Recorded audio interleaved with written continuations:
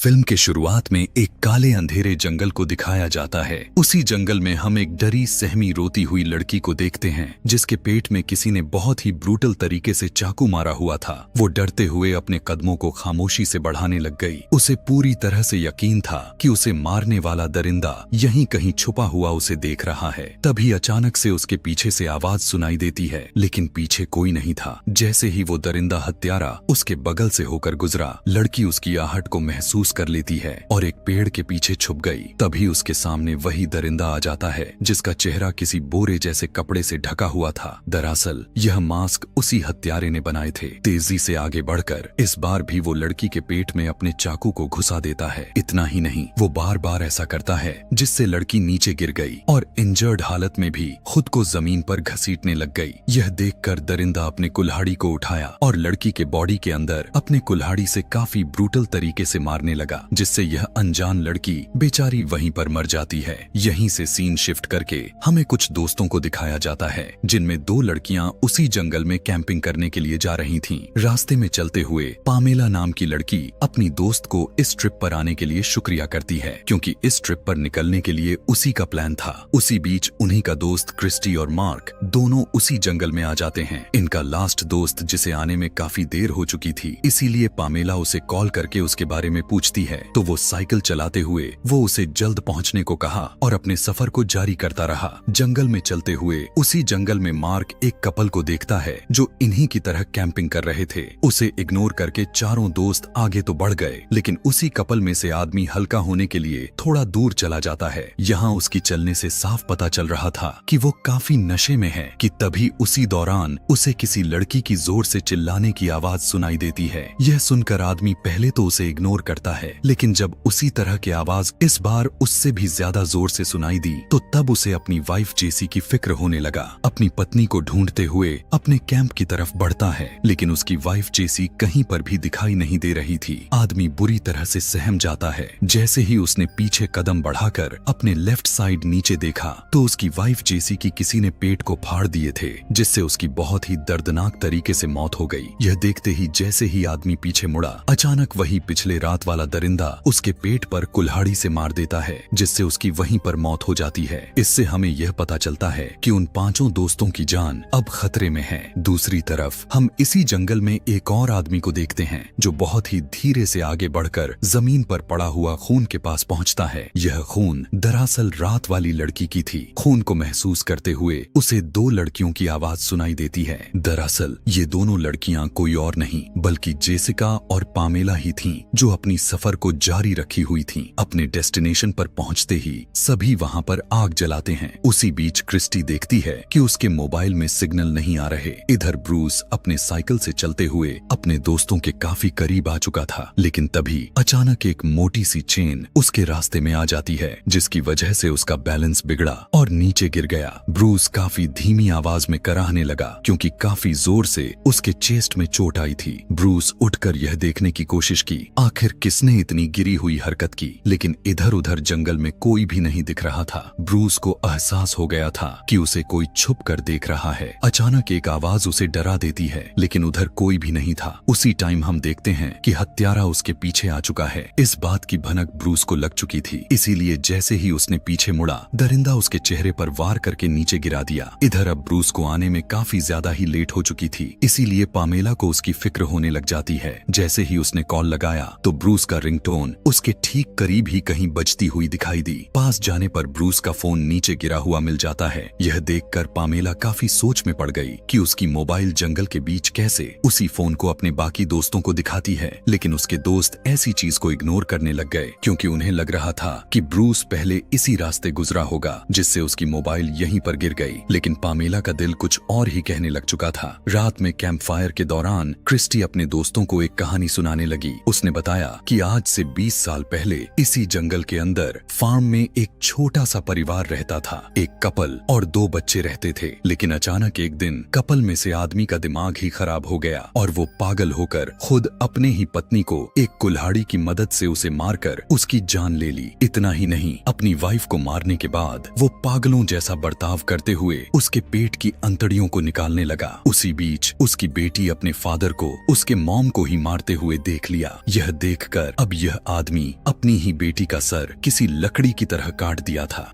उस आदमी की क्रूरता यहीं तक नहीं था, वो इतना ज्यादा पागल हो चुका था, उसने अपने छोटे बेटे को भी नहीं छोड़ा। दरअसल ये पागल हुआ आदमी कोई और नहीं बल्कि वही दरिंदा हत्यारा बोरी मास्क वाला है, जिसने अभी अभी उस कपल को मारा। क्रिस्टी यह भी बताती है कि अपने पूरे परिवार को मारने के बाद उस पागल हुए आदमी ने खुद उसी फार्म में फांसी लगाकर आत्महत्या कर ली थी। लेकिन माना जाता है कि यह जंगल तभी से श्रापित हो चुका है क्योंकि जो भी इस जंगल में आता है वो हत्यारा उन्हें मारने के लिए जाग जाता है। यह जानते हुए भी क्रिस्टी उन्हें इस जंगल में लेकर आई थी, लेकिन उसका मानना था कि यह सब सच बिल्कुल भी नहीं है। उसी बीच वही हत्यारा दरिंदा उनकी पार्टी कर रहे आवाज को सुन रहा था और उन्हें काफी अजीबों गरीब तरह से देखने लगा था। अगली सुबह पामेला देखती है कि उनके कैंप से तीनों दोस्त गायब हो चुके हैं। यह देखकर पामेला अपने दोस्तों को आवाज लगाने लगी। पामेला की चिल्लाने की आवाज सुनकर क्रिस्टी उसके पास आती है। दोस्तों के बारे में पूछने पर क्रिस्टी बताती है कि वो तो फ्रेश पानी लेने के लिए गई थी। यह सुनकर पामेला को कुछ ठीक नहीं लगा, जबकि यह सच भी था क्योंकि उसी दौरान जंगल के उसी फार्म में जेसिका और मार्क को बंधा हुआ देखते हैं। उन्हीं के साथ ब्रूस भी बंधा हुआ था। उन तीनों को देखकर साफ पता चल रहा था कि उन्हें कितना बुरी तरह से मारा गया है कि तभी हत्यारा दरवाजा खोलकर अंदर आने लगा। उसके हाथ में वही पहले वाली कुल्हाड़ी थी। आगे बढ़कर जेसिका के पास जाता है, अपने कुल्हाड़ी को पकड़कर सिर्फ उसे ही देखने लगा और अचानक कुल्हाड़ी से मारकर उसके चेन को तोड़ देता है और उसे उठाकर अपने साथ लेकर चला गया और उसे एक बेड पर लेटाकर अपने सारे औजारों को चेक करने लगा। सबसे पहले वो एक सीजर को उठाया और जेसिका के कपड़े को काट दिया। ऐसा करने के बाद वो एक दूसरे औजार को उठाया और उसके पेट के बीचों बीच लगाते हुए उसके पेट में उस औजार को गुस्सा देता है, जिससे जेसिका बुरी तरह से दर्द में कराहने लगी। उसके पेट को इतना बुरी तरह से फाड़ता है कि जेसिका के मुंह से खून निकल गए। अब यहाँ पर दरिंदा अपने असली रूप में आ गया और वो अपने हाथ में लिया हुआ नाइफ से काफी बार उसके पेट में मारता रहता है, जिससे जेसिका बहुत ही दर्दनाक तरीके से मर जाती है। इधर पामेला और क्रिस्टी को दिखाया गया। इतने टाइम बीतने के बाद अब क्रिस्टी को यकीन होने लगा था कि यह कोई प्रैंक नहीं हो सकता, क्योंकि मार्क और जेसिका इतने टाइम तक अकेले कभी नहीं रह सकते। लेकिन पामेला को यह सब अभी भी मजाक ही लग रहा था। इसीलिए अब वे दोनों अपने दोस्तों को ढूंढते हुए उसी रेडवुड फार्म के पास पहुंच जाती हैं, जहां पर 20 साल पहले वो परिवार रहता था। दरअसल इन्हें लग रहा था कि शायद इनके दोस्त इन्हें बिना बताए इस फार्म पर आ गए होंगे, क्योंकि इनकी प्लान ही यही था कि कैंप के अगले दिन उस श्रापित घर को देखने जाएंगे जिसकी अफवाहें फैली हुई हैं। फार्म के अंदर का माहौल बुरी तरह से बिगड़ी हुई थी कि तभी क्रिस्टी एक कमरे के अंदर एक लोमड़ी को देखती है जिसे बहुत ही बेरहमी से मारा गया था और यह घटना कुछ ही टाइम पहले की है। इधर दरिंदा अपने कुल्हाड़ी से मारकर मार्क का भी चेन खोल दिया और उसे भी उठाकर लेकर चला गया। उसके जाते ही ब्रूस रस्सी से बंधी हुई अपने हाथ को जोर लगाते हुए खोल लेता है और उसी दरिंदे का कुल्हाड़ी को उठाकर अपने दोस्त की तरफ बढ़ने लगा। लेकिन मार्क की तड़प रही चिल्लाने की आवाज को सुनकर ब्रूस का डर उसके पैर से सर तक पहुंच जाती है, क्योंकि दरिंदा मार्क के पैर पर हथौड़े मार मार कर उसके पैर को तोड़ रहा था। इतना ही नहीं, वो अपने एक सौ को उठाया और बहुत ही ब्रूटल तरीके से मार्क के सर के ऊपर हिस्से को काटने लगा। ऐसा करने के बाद वो उसकी बॉडी के टुकड़े और अंगों को अलग अलग जार में रखने लग गया। उसी बीच हम देख पाते हैं कि इस दरिंदे ने सिर्फ इन तीनों दोस्तों को ही नहीं बल्कि उन्हीं के जैसे सैकड़ों के तादाद में उसका शिकार हुए थे। उसी टाइम ब्रूस कुछ सामानों से टकरा गया, जिससे हत्यारे को पता चल गया कि उसके फार्म में कोई आ चुका है। उसे ढूंढते हुए ब्रूस उस जगह पर पहुंच गया जहां दरिंदा हत्यारा लोगों की अंगों को सहेज कर रखता था। उसकी जस्ट पीछे दरिंदा उसे देख रहा था। जैसे ब्रूस को जब लगा कि दरिंदे ने मेरी आहट को महसूस कर ली है, तो धीरे धीरे वहां से निकलने की कोशिश करने लगा। चलते हुए आगे उसके सामने रखी हुई बड़ी सी बॉक्स के अंदर से किसी की आवाज सुनाई देती है। यह देखकर ब्रूस जैसे ही उसे खोलने की कोशिश की, अचानक दरिंदा आ जाता है, जिसे देखकर ब्रूस ठीक उसी के पीछे छुप गया। उसी बीच दरिंदा उस बॉक्स को खोलकर उसमें अपने कुल्हाड़ी से वार करने लगा। उसके अंदर से किसी लड़की की आवाज सुनाई दे रही थी। उसके जाने के बाद जैसे ही ब्रूस उस बड़े से बॉक्स को खोला,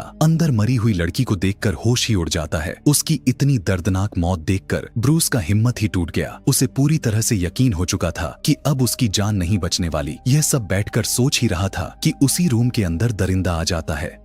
चलते हुए दरिंदा पीछे की गैलरी से गुजरा। मौका देखकर ब्रूस वहां से भागने की कोशिश करता है, मगर तभी उसने देखा कि सामने से एक बड़ी सी दीवार खड़ी है, यानी दरिंदा हत्यारा। यह सारा कुछ उसके लिए ट्रैप लगा रहा था। अब सबसे पहले दरिंदा अपने कुल्हाड़ी को जमीन पर फेंकता है और दौड़कर सीधा ब्रूस के चेहरे पर वार कर दिया। उसे इतनी दर्दनाक तरीके से मारा कि पलक झपकते ही नीचे गिर गया। इधर क्रिस्टी और पामेला दोनों को अपने दोस्तों का इंतजार सीमा से बाहर जा रहा था। इसीलिए मन को हल्का करने के लिए पामेला फार्म से बाहर निकल आती है और अंदर क्रिस्टी को फार्म के अंदर कुछ चलने की आवाज सुनाई देने लग गई। उसे लगा कि उसके दोस्त मजाक कर रहे हैं, इसीलिए वो अंदर जाने लगी और मार्क को बुलाने लगी, क्योंकि उसे लग रहा था कि यह आवाज मार्क की है। लेकिन उसकी आवाज दरिंदे ने सुन लिया था और जैसे ही क्रिस्टी दरवाजे पर जाकर आवाज लगाया, अचानक दरिंदा दरवाजा खोलकर उसके सामने आ गया और अपने कुल्हाड़ी से उस पर वार कर दिया। खुद को बचाते हुए क्रिस्टी दूसरे वाले दरवाजे को बंद कर देती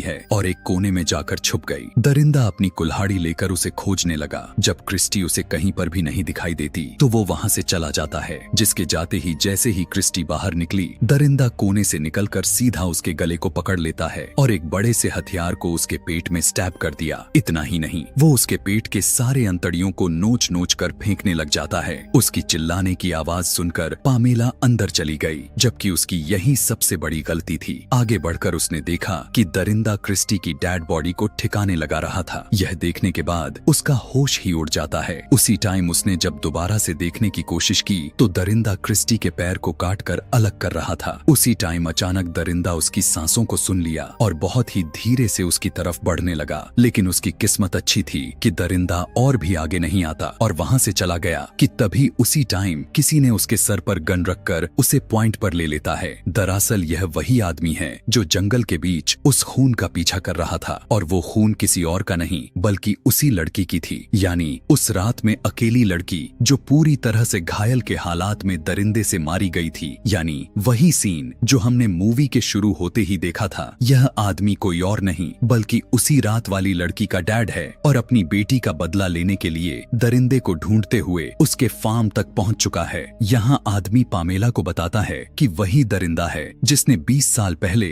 अपने पूरे परिवार को बेरहमी से मारा था और वो दोबारा से जाग चुका है कि तभी उसी टाइम दरिंदा दोनों के सामने आ गया और उनका पीछा करने लग जाता है। दोनों भागते हुए दरवाजा बंद कर लेते हैं। लड़की के डैड को जब लगा कि दरिंदा उसके काबू में नहीं रहा तो वो पामेला को अपनी गन देकर उसे यहाँ से भाग जाने को कहने लगा। पामेला अपनी जान बचाने के लिए यहाँ से तो चली गई, लेकिन दरिंदा अपने हथियार को लेकर उस हंटर यानी लड़की के डैड के पास आ पहुँचता है। उसे देखकर हंटर अपने बेटी के बारे में बताते हुए, यानी उसने जिसे रात में जंगल में बेरहमी से मारा, उसे याद दिलाते हुए उसके पास पहुंच गया। लेकिन उसने यह ध्यान नहीं दिया कि दरिंदा के हाथ में बड़ी सी चाकू है। अचानक दरिंदा उसके पेट में पूरा चाकू स्टैब कर देता है और दूसरी बार चाकू को सीधा उसके सर के ऊपर से नीचे घुसा दिया, जिससे उसकी भी मौत हो जाती है। डरते हुए आगे बढ़कर पामेला देखती है कि काफी सारे लाशों को रस्सियों से बांधकर लटका रखा है कि तभी दरिंदे की आते हुए कदमों की आवाज को सुनकर पामेला लाशों के बीच से भागने लग गई और पीछे से दरिंदा हत्यारा भी उसका पीछा करते हुए उसके करीब पहुंच रहा था। वहां से निकलकर पामेला एक दरवाजे के पास पहुंचकर दरवाजे को तोड़ने लग जाती है, लेकिन दरवाजा इतना मजबूत था कि वो नहीं टूटता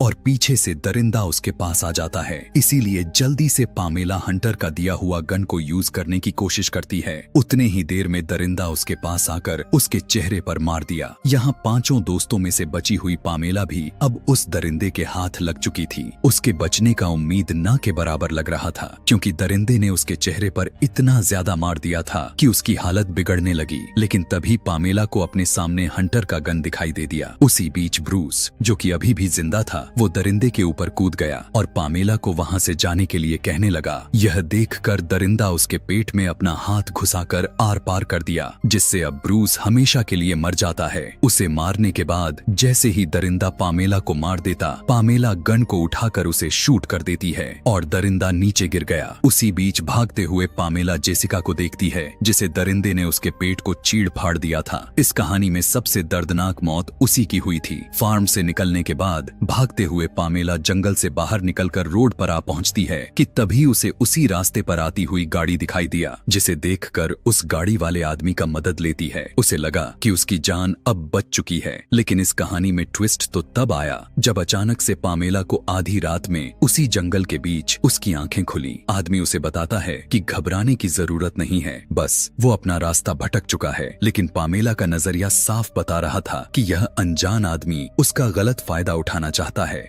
लेकिन आदमी कार से निकलकर मदद के लिए जाने लगा। गाड़ी से निकलकर पामेला उसे बताने ही वाली थी कि यह जंगल श्रापित है। उससे पहले वो उस आदमी के पीछे दरिंदा आ जाता है, यानी दरिंदे को गोली लगने के बावजूद भी वो जिंदा था। आदमी जैसे ही पीछे देखा, दरिंदा उसके गले पर अपने चाकू से वार कर दिया। जल्दी जल्दी पामेला अपनी जान बचाने के लिए गाड़ी के अंदर बैठकर उसे लॉक्ड कर पाती। उससे पहले ही दरिंदा कार की दरवाजे को खोलकर पामेला के पैर को पकड़कर खींचने लगा, लेकिन पामेला उसके चेहरे पर पैर मारते हुए गाड़ी से बाहर निकल जाती है और इंजर्ड हालत में भागने लगी। दरिंदा ठीक उसके पीछे पड़ा हुआ था। यह सीन बिल्कुल उसी तरह से दिखाई दे रहा है जैसा पहली वाली लड़की को दरिंदे ने जंगल के अंधेरी रात में मारा था। दरिंदा हत्यारा अपने चाकू को चलाकर पामेला को मारता है, मगर पामेला नीचे गिर गई, जिससे वह सेफ हो जाती है। अब पामेला भागते भागते वहाँ के जंकयार्ड में पहुँच जाती है, जहाँ पर काफी सारे अबेंडेड हुए कार्स पड़ी हुई थीं। उसका पीछा करते हुए दरिंदा भी उसी जगह पहुँच गया और उसे खोजते हुए जैसे ही आगे बढ़ा,